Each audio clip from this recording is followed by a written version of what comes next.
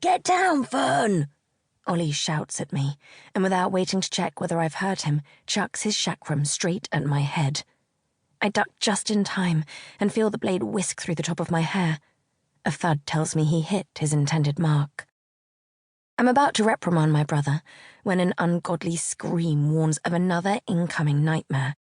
This time, it's a woman with sunken cheeks and matted hair. She reminds me of the little group of homeless who station themselves at the bus stops in Stratford, near my home. I can't think about that now.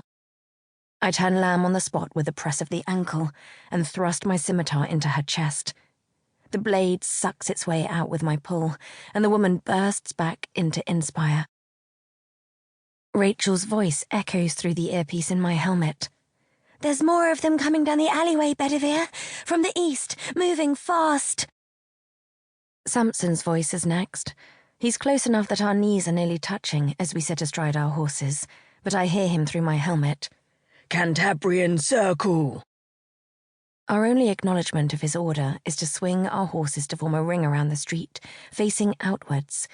We're not far from the great museums of Kensington, and within hearing of an aria emanating from the Royal Albert Hall a few streets away.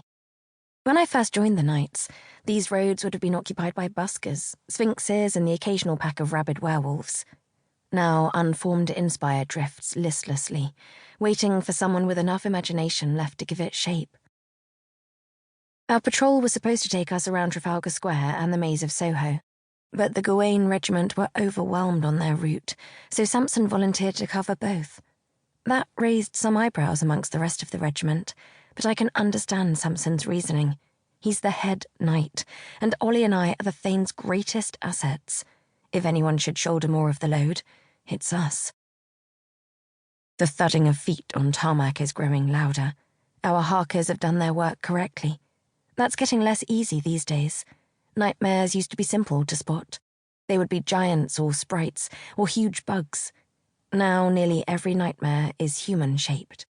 It's not impossible to spot them, but it makes the harkers' work and ours harder in every way. The cries begin, the wails and babbles of human-monster hybrids. Lamb whickers gently, and I press a hand to her neck, trying to reassure her. I look over at Ollie. "This time I'd appreciate a heads up before you nearly decapitate me, Kay?" He raises his chakram in a mock salute and smirks, but it's not the same smirk he'd have sent my way a year ago. I pull a face at him, and Vian and Linnea, sitting behind me, snicker. This is our routine, our way of bringing some levity to the dark work we now do. The first of the nightmares scurries out of the alleyway, and we swing into practiced formation.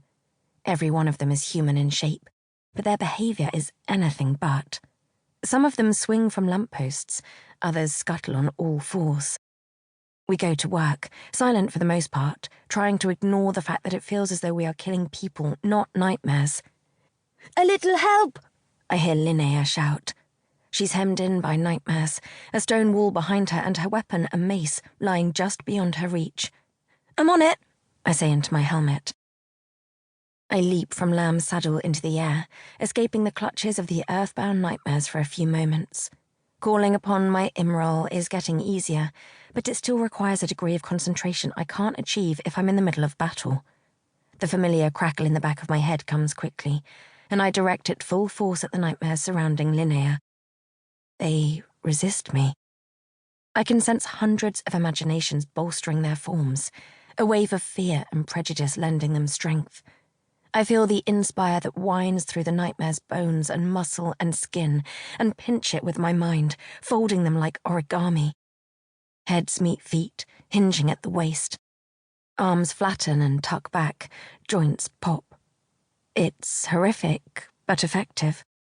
Linnea leaps out of the way, retrieves her mace, and rejoins the fray.